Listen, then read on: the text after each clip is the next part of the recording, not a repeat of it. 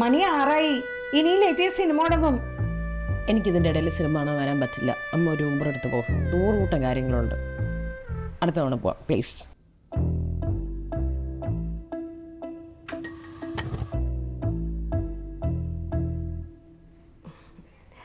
മോളെ പാറു, അമ്മയ്ക്ക് വീട്ടിലിരുന്ന് മടുത്തു. മോളുടെ കമ്പനിയിൽ അമ്മയ്ക്കൊരു ജോലി ഇതാ. എന്താ പറയുക, രാവിലെ തമാശയൊക്കെ ആയിട്ട് അമ്മ വിചാരിക്കുന്ന പോലെ അത്ര എളുപ്പമുള്ള കാര്യമൊന്നും അല്ല കേട്ടോ. അത് ഈ 50-ആം വയസ്സിൽ ഇവിടെ രാവിലെ തൊട്ട് വൈകിട്ട് ഇവിടെ സുഖമായിട്ടിരുന്നാൽ പോരെ.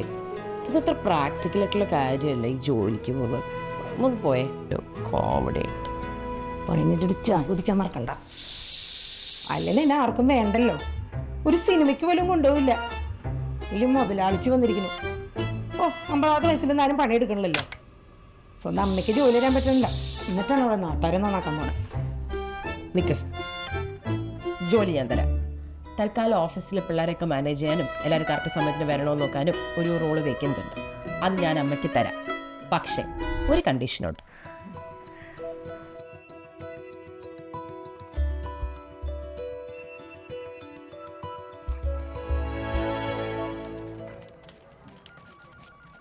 ജോയിൻ ആണല്ലേ? അതെ.